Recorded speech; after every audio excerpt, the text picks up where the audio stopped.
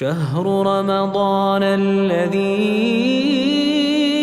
أنزل فيه القرآن هدى للناس وبينات من الهدى والفرقان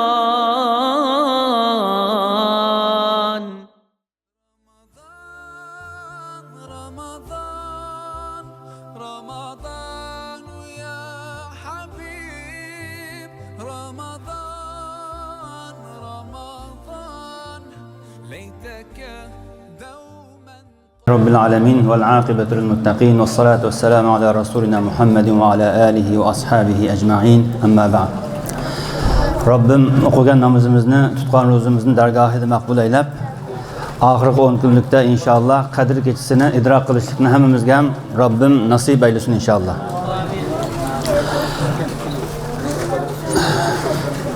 Shu 15 minutlik suhbatimizda Allohning izni inoyati bilan Payg'ambar sallallohu alayhi va sallamning hayot falsafasi qandoqdi degan bir mavzuda ozroq to'xtalib o'tamiz. Endi falsafa degan so'zni jaq anglagan. Falsafa degan so'z, uning ijobiy ma'nosi va salbiy ma'nosi va yaxshi tarafdagi ma'nosi va yomon tarafdagi ma'nosi va. Endi biz Payg'ambar sallallohu alayhi vasallamning hayot falsafasi deganda, ash yaxshi ma'noga tarafdagi falsafani nazarda tutamiz. Endi bu falsafaning oyog'i yo'q bir ish bu. Mushu to'g'ri oldin bo'lganmi, tuxummi deb shu o'quvchilarni insonlarning nurg'un yil ash Darwin fikr avori qilib, uni topolmay, oson gap aslida. Alloh birini yaratdi, qolgani keyin keldi desa bo'lgan gap, ashuni topolmay, ash xalqni 200 yil elishtirib yurgan bu yomon tiripi. Endi yaxshi tiripi nima falsafa deganda, oyatni bo'lsin, hadisni bo'lsin, Alloh bizga aql bergachga bir aql mantiqimizni ishlatib, hayotdagi, jamiyatdagi vaziyatlarga qarab, ashunga moslashtirib, shu gapni qanday holatda deganti. Masalan, oyatda sababi nuzul degan mavzu bor, hadisda sababi vurud. Payg'ambar sallallohu alayhi vasallam shu hadisni Makkada deganmi, Madinadami?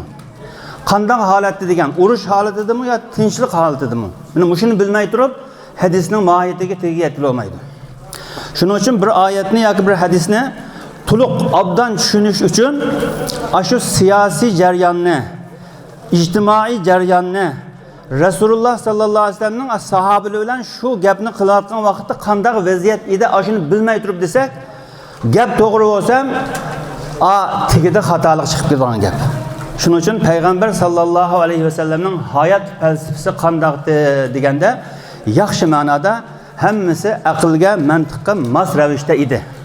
Faqat insonlar buni aralashtirib o'tib, Payg'ambar sallallohu alayhi vasallamning sunnatlari, muakkad sunnat, g'ayri muakkad sunnat, mustahabba sunnat, mandub sunnat, odatiy sunnat degan sunnatlarning nurg'un turlari bor. Buni bilmay, Rasulullohning sunnatiga hamma jamiyatni shu mustahabbi bo'lgan sunnatga yoki bir oddiy qilsa savob, qilmasa gunoh bo'lmaydigan sunnatga bu sunnat-ku deb mundaq qilgan holatli bo'lg'achqa, men asosan mana mushani yuritish uchun, mush tripini yuritish uchun. Chunki avam insonlarning orasida shunday narsa borki, bir narsani makruh desa haromday qaraydigan yoki bir narsani bir mustahab desa farzday qaraydigan. Shuning uchun bu dinda bu narsa baqog'i farz, vojib, sunnat, sunna muakkada, sunna g'ayri muakkada, mustahabba, odatdan bo'lgan sunnatda baqog'i deyilmagan bu. Hammasini bir yo'la devitishning o'zi xato. Shuning uchun oyat hadisni sharhlagan o'qigan vaqtimizda mushu jarayonlarni bilmay turib tafsir qilsak yoki tushunsak, xato tushungan bo'lamiz. Buningga Qur'ondan 2 dona misol keltiramiz, Hazrat Musodan, keyin Payg'ambar sallallohu alayhi vasallam hayotidan misol keltiramiz. Masalan, Baqara surasida bir qotilni tepish uchun bir kalini bo'g'izlasanglar, shu qotilni topa olasizlar, bir kalini bo'g'izlanglar desa, kalini bo'g'izlash tashkili qanday qiladi deb qiynalganlarini hammamiz bilamiz. Keyin Hazrat Musoni Janob Alloh Fir'avnning azobidan Hazrat Musoni va qavmini, Bani Isroilni Fir'avnning zulmidan qutqizib, Qizil dengizdan qutulib chiqqandan keyin Musa alayhissalom Alloh bilan uchrashish uchun tur tog'iga ketsa, Harun alayhissalatu vasallamni vakil qilib bizga shu qavmning qaliq ibodat qilgan bir ahvoli bor ekan, shu bizga azib qoldi. Bizga ham bir muzayni Xudo qilib bersang, shuni ibodat qilsak deb shu qaliq ibodat qildi. Va ushribu fi qulubihimul ijla bi kufrihim degan oyat bor. Ushribu degan so'z shu bir ko'ynakni ranglasa, rangni raqslab ichsa ya qaraga ya oqqa ya ko'kqa shunday buymoqchi bo'lsak, rang obdan ichgan bo'lsa, shu ushriba deyiladi, ishirildi, shu yeyildi. Singib ketdi tigi degan gap. Qalining muhabbati, muzayning muhabbati Bani Isroilga singib ketdi degan gap. Allohning mo'jizasini ko'rib turib, yana chiqib azroq sabr qilib turolmay, shu qaliq ibodat qilamiz deb turib oldi. Bu oyatni masalan bunda zohiri tushunsak, bu nimishqa qo'yga ibodat qilamiz demidi bular, ya echkiga ibodat qilamiz demidi, yoki bir boshqa hayvonni demidi-da, nimishqa qalini dedi. Yoki qalini bo'g'izlanglar desa, nimunda oson bo'g'izlaydigan bir bismillah deb bir qalini bo'g'izlashni bo'lgan holatga qanday qalidi, rangi qandaydi deb o'ziga qiyinlashtiryapti deymiz. Lekin buning tigini tushunsak, bak oson. Qanday desak, bu qala shu Misrda bo'lgan voqea bu. Shu Misrda bo'lganda shu Nil daryosi, shu Afrikadan 8 davlatni besib o'tdi Nil daryosi. Dunyodagi eng uzun daryo. Agar Nil daryosi bo'lmasa, hayot yo'q degan misol bor. Shu Nil daryosi chuqurda bo'lg'achqa, etizlikni sug'urash uchun, suv chiqarish uchun qalini bir nimaga qetib, cho'g'iltib turib, shu tigidan suv chiqadigan, o'choqli motor bo'lmag'achqa, shu Nil daryoning suyini, qalini yoki muzayni yo bo'qini cho'g'iltib turib xamanay degandek. Suvni chiqarib, etizlikni sug'ag'achqa, etizlikdagi mo'l husullar bu hayot manbasi, rizq manbasi bo'lg'achqa, qala bu xalq uchun muqaddas bo'lgan. Misrliklar uchun. Endi Bani Isroil ham shu Misrda yashag'achqa, buning qalbida bir qalining muhabbati va ushribu fi qulubihimul ijla bi kufrihim. Kofirliklari tufayli qali muhabbati buning qalbiga joylashib qoldi deydi. Shuning uchun qala deydi. Ma jarayonni bilsak, nima uchun buni qaliga ibodat qilamiz dedi degan gapni tushunalaymiz. Keyin ikkinchi bir misol, bu ham Hazrat Musa bilan munosabatlik. Hazrat Musani Janob Alloh Fir'avnga berib bir yumshoq, yaxshi gapni bilan bir da'vat qiling Allohga, Allohning Vahidul Ahad ekanligini bildirib qo'ying desa, Musa alayhissalom gap qilmay ketmay, shu Harun akamni, kitobda ukam deb bakkan, men ko'p surishtirdim, aksi ekan. Harun alayhissalatu vassalam Hazrat Musa alayhissalomning aksi ekan. Endi arabchada akhi degan ukisiga ham o'tadi, akisiga ham o'tadi. Ahul kabir desa aksi bo'ladi, ahul sag'ir bo'lsa ukisi bo'ladi endi. Shunda Qur'onda akhi kelgachga endi buni razi uku deydi, aksi ekan. Shu akam bilan bildi bo'lsa, shu akamning tili ravarroq degan. Endi sehrgarlik bilan bo'lgan voqeada Hazrat Musa o'zining fikrini bayon qildi. Xalqiga o'zining murodini bayon qildi, hammasini. Faqat Fir'avnga borganda, Fir'avnga gap qiling deb Alloh vahiyni yetkazib, Tavratning ta'limotini yetkazing degan vaqtda shu Harun akam bilan bilib olgan bo'lsam deb, akisining ham payg'ambar bo'lishiga bir sabab bo'lib qoldi Hazrat Musa. Endi mush jarayonni nimishqa Alloh bir Fir'avnni da'vat qilsa, gap qilmay ketmay, akam bilan bilib boraman degan nima degan gapimdi. Alloh ibodat tutsa, akisining shu oyat deb tushunib qolishimiz ham mumkin-da, mingimizga keldi shu narsa. Jarayonni bilmasak. Ham tasavvur qilaylik mana. Oyatni tafsir qiladi-da. Oyatni tafsir qiladi. Boshqa bir yerda alam nurabbika sag'ir valida fina validan. Kichik vaqtingda biz seni cho'ng qilmadikmi degan yer ham bor-da oyatda. Shuning uchun bu Musa alayhisolatu vassalamni Fir'avn baqib olgan. Kichik vaqtida Fir'avnning uyida cho'ng bo'lgan.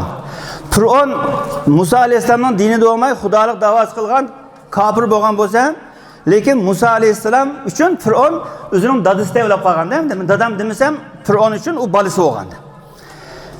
Keyin ikki odam so'qishib qilib, uni ojitib o'taman deb birini sal qo'polroq qilib qo'ydi, o'lib qoldi. Shuning bilan qochdi Hazrat Musa alayhisolatu vassalam. Keyin Hazrat Shuayb bilan uchrashdi. Bu hammasi oyatning shu qissasi bor. Endi meni mishada eng nozik nuqtasi shuki,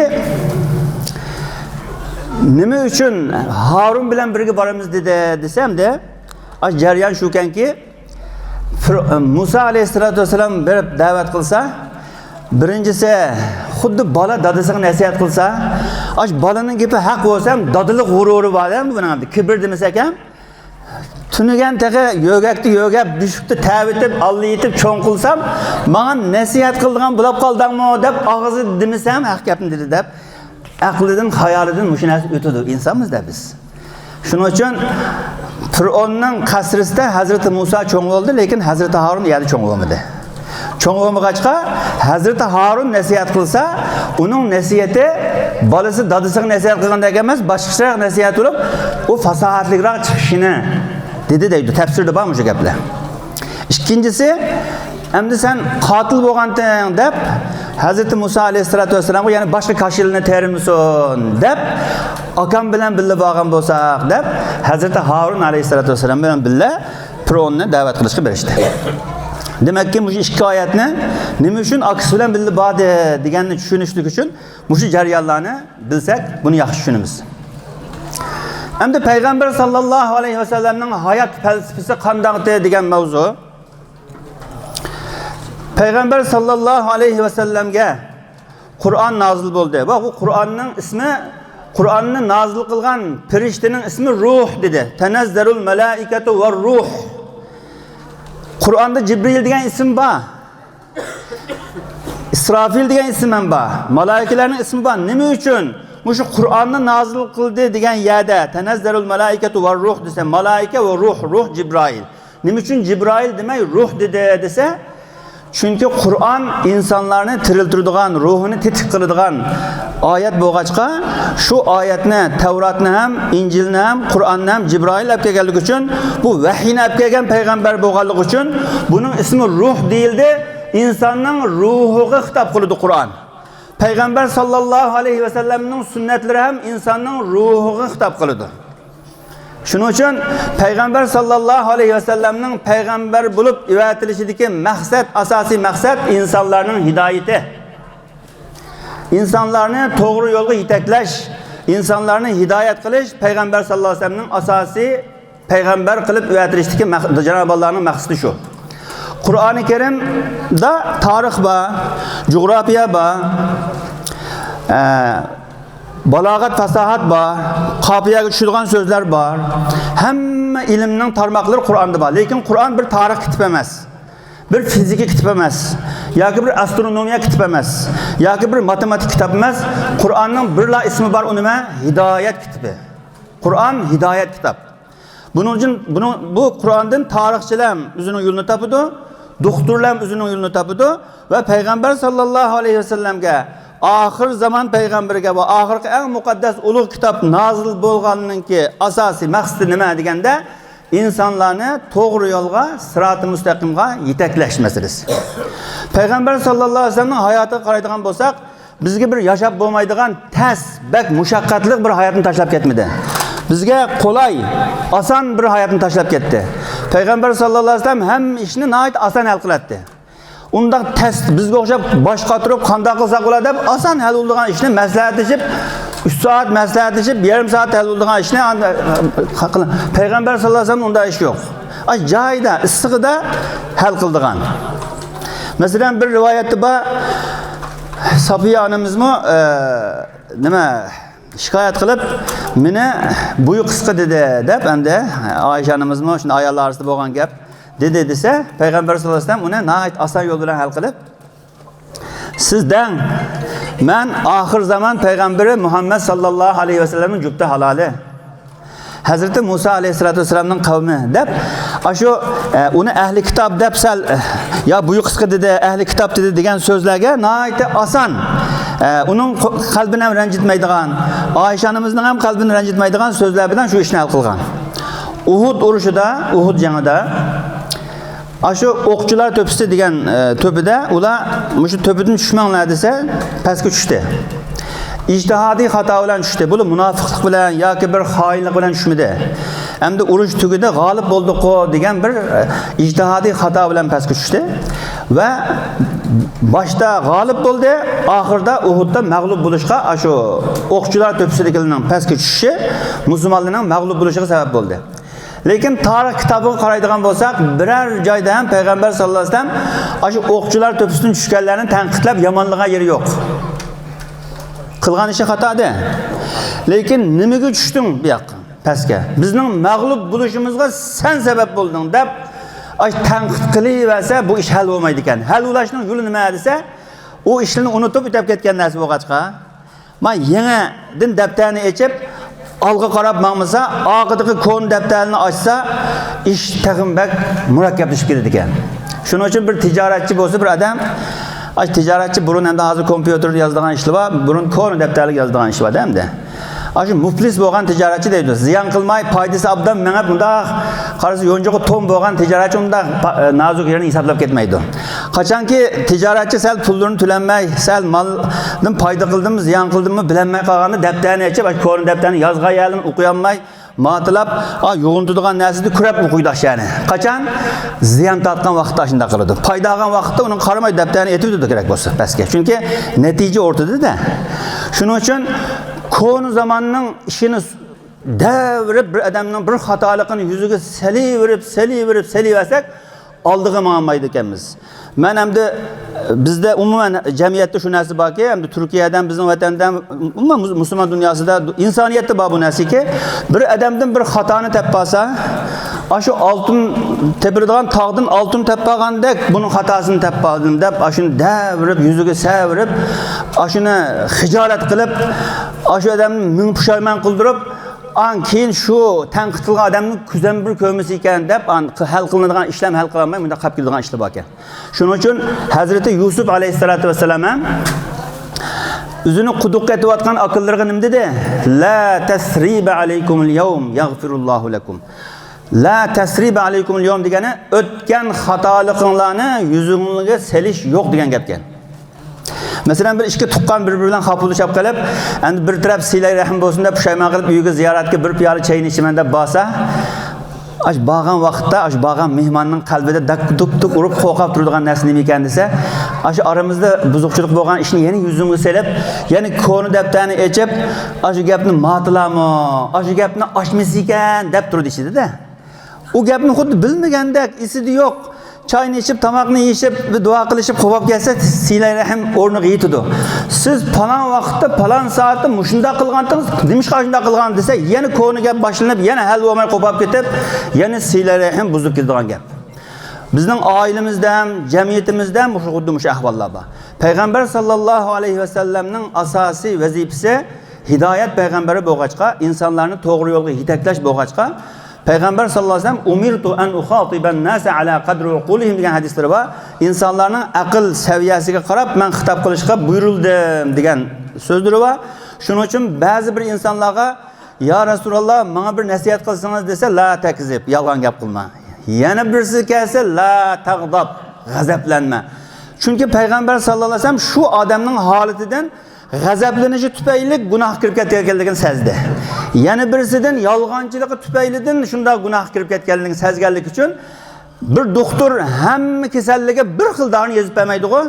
Uni qon tekshirib ko'ring, rentgenga tushib ko'ring deb, shuningki nimasi hammamizning qon sistemasi bir xil emas, shuning qarab dori yozadi. Payg'ambar sallallohu alayhi vasallam ham bizning ruhimizning tabibi bo'lg'achqa hamma odamga bir xil dori bermaydi. Hamma insonning saviyasiga qarab, holatiga qarab, masalan Abu Zar al-G'iffariyga mansab bermabdi ekanda masalan. Chunki u mansabni ba'zi insonlar mansabni ko'tarolmaydi ekan, ba'zi odamlar boylikni ko'tarolmaydi ekan, ba'zi odamlar kambag'allikni ko'tarolmaydi ekan. Hamma odamning o'ziga bir zaifligi bor ekan. Shuning uchun bu duoning ichida eng ulug'i Allohumma robbana atina fid dunya hasana va fil oxirati hasana va qina azabannar. Bu duoning ma'nosi shu ekan. Ey Robbim, mening maqsadim iymonimni bir sog'lom iymon egasi bo'lishlik. Shu sog'lom iymon egasi bo'lishlik uchun menga bir hasana berginki, shuning uchun nima kerak bo'lsa men tayyorman degan bo'ldi ekan. Agar boy yashab turib, zakotlarini, sadaqatlarini vaqtida berib, Allohga shukr qildigan bir boy bo'lgan bo'lsam, shunga men rozi. Agar kambag'al bo'lib turib, Allohga shikoyat qilmaydigan, Allohning bandasiga shikoyat qilmaydigan, qanoatchan bo'ladigan bo'lsam, iymonim sog'lom bo'ladigan bo'lsa, unga ham rozi. Badanim sog'lom bo'lsa, shukr qiladigan bo'lsam, unga rozi. Kasal bo'lib turib, Allohga yig'lab, qalbim eridigan bo'lsa, unga ham rozi. Maqsadim iymonimning sog'lomligi. Lekin hayotda ey Allohim sendan nima kelsanmisiga chidayman men degan ma'noni bildirdi ekan. Allohumma robbana atina fid dunya hasana va fil oxirati. Hasana deganda al yo'q. Al bo'lsa, aniq bir narsani so'rgan bo'limizda Allohdan. Hasana degan yaxshilik bo'ladi, yaxshilik. Umumiy ma'noni bildiradi-da bu. Demek imanın sağlamlığı degan ma'noni bildirir ekan. Demakki payg'ambar sallallohu alayhi vasallamning asosiy payg'ambar qilib evatilishidagi maqsad hidoyat, insonlarning hidoyati bo'lg'achqa payg'ambar sallallohu alayhi vasallam ballighu anni walau aya, mendan bir oyat bo'lsam yetkazinglar dedimi? Hamda dunyoda nurg'un xalqlar bor. Arablarningki odatdan bo'lgan urf odatini mushuni noyati bir muhim sunnatday qilib insonlarni majburlab mushunda ahvolga tushirib qo'ysak, mana bu xatolashga yerimiz shu. Buning bir misol keltirma, hozir vaqtdan bo'lib qolibdi 15 minut bilamda. Uning bir misol keltirma, qo'l bilan tomoq yeyish. Qo'l bilan polon yesa bak tetiydi odamga qo'l bilan. Qo'shiq bilan yesam bo'ladi, lekin qo'l deganga yetmaydi-da. Lekin endi qo'l deyish sunnat, payg'ambar sollallohu alayhi vasallam. Lekin sunnat desak Rasululloh qo'lda tomoq yedi, lekin hamma insonlar qo'lda tomoq yesin degan yeri yo'q-da. Bismillah deb yang, o'ng qo'lingizni yang, oldingizni yang degan sunnat bo'ldi. Lekin qo'lda yeyish bilan qo'shiqni yeyish yoki orida yeyishlik yoki boshqa narsada yeyishlik bu narsa insonning ixtiyori. Bir inson qo'l bilan sunnatgan deb shu niyat yesa sunnat savobini oladi. Lekin bir insonning qo'lda yeyish sunnatgan qo'shiqni yemay qo'l degan deb majburlashga hech kimning haqqi yo'q. Xurmo yeyish masalan iftorda. Payg'ambar sollallohu alayhi vasallam xurmo yedi. Lekin hamma og'iz ochganda iftorda xurmo yesin degan bir buyruq yo'q. Bo'g'achqa xurmo yesa endi Madinada ham insonga shifo, badanga yaxshi, sog'liqqa yaxshi desa savob. Lekin xurmo bo'lmasa ham qimmat setib olib, xurmo bo'lmasa og'iz ochqilmay oyinda turib olsak, bu johillik bo'ladi ekan. Men bir nimaning shohidi bo'lgan, Mush o'ng tarafida yetish sunnat qo, duo qilib bismillah deb Allohumma wada'tu janbi ilayk la manja va la manja ilayk bismika ahya va amud deb yatimizga o'ng tarafida yetish sunnat. Endi bir inson o'ng tarafida yotdi mayli. Uxlab bo'lgandan keyin u o'ng tarafidan qo'polmaydi bu. Ya bu yerga o'rdigan shu o'zining esida yo'q-da. U uxlab qolganiga inson mas'ul emas. Shuning uchun o'ng tarafida yetish sunnat deb uxlagan odamni o'ng tarafiga o'rib qo'yganlarni ko'rganda biz. Bunda qilsak bu sunnatni nima qilamiz deb insonlarni dindan so'g'itib qo'ydigan ishlar bor. Shuning uchun o'ng tarafida bismillah deb yotdimi, boshlanishi shunda bo'ldimi? Bo'ldi. Endi uning inni qanday yasa o'zining ishi, o'zi uxlab qolgandagi qilgan ishlarga gunoh yozilmagandan keyin uning majburlash yo'q. Tahajjud muakkad sunnat, lekin shu qurilishda, ig'ir ishlarda, etizlikda, o'mi vaqtida o'mi olgan, etdigandan kech kuchi ishlab ham ro'za tutgan odam herib xutamdan keyin bir yotsa, bu odamni bir pora Qur'on o'qiymiz, tahajjudni qo'pang deb etdiganda, qo'pmasa Rasulullohning muakkad sunnatini qilmadi deb odamni tillasak, u o'rin emas. Uni mana Istanbulda yerda yashab, etizlik ham yo'q, ig'ir ishlam yo'q. Kunduzda 12 gacha uxlab bunda qildiganligi desak, nayt o'rni. O'rni shu. Shuning uchun hamma odamga bir xil dori bermaydi doktorlar. Payg'ambar sallallohu alayhi vasallam insonlarning holati ruhiyasiga qarab, shu jamiyatdagi ishlarni nayt oson hal qilgan demakchi. Ya'ni payg'ambar sallallohu alayhi vasallamning hayot falsafasida o'tgan xatolikni agar xoinlik, munofiqlik bo'lmasa, oddiy xatoliklarni yuziga sap turib, uni hijorat qildirish yo'q.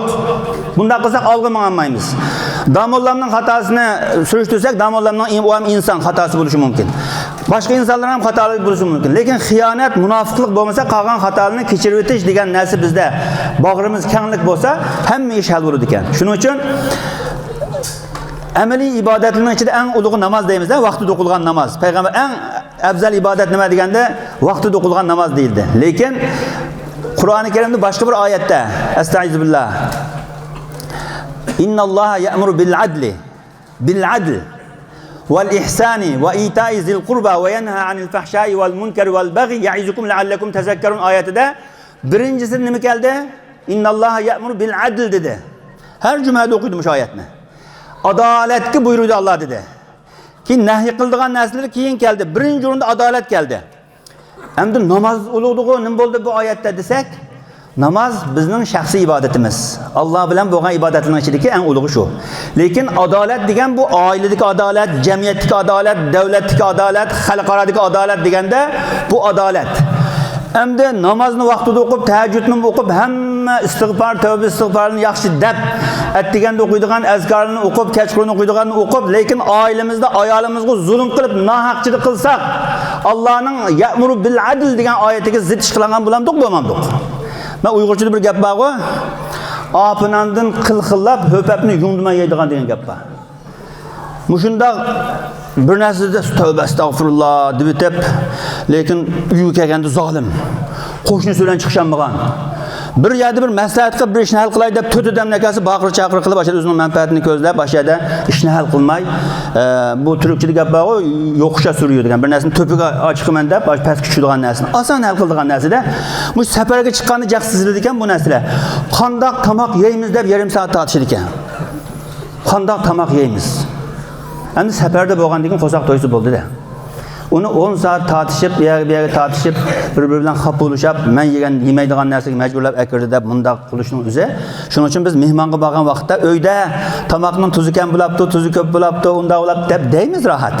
Mehmonga borganda hech narsa demay jimlam o'tirib, "Ya rahmat, qo'llar dard ko'rmasin" deb chiqib ketamiz. Nimishqa bu ehtirom, adab, axloqqa kiradi bu narsa. Shuning uchun birodar azizlar, men so'zlarimni xulosalab deydigan bo'lsam, endi vaqt yetmadi hamda so'z mavzuga. Dinimiz yassiru va la tuassiru, bashiru va la tunaffiru bo'lg'achqa insonlarni nafratlantirmay dinimizga qiziqtirishimiz kerak.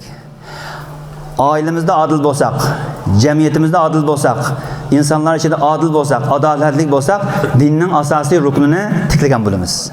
Qolgan ibodatlarimiz hammasi o'z yo'liga. Robbim qilgan amallarimizni dargohida maqbul aylasin. Qari kullarimizdan Alloh rozi bo'lsin. Va oxir da'vana alhamdulillahi robbil alamin. نور الهلال أقبل تعال فالشوق طال والقلب سما نحو السماء مترقب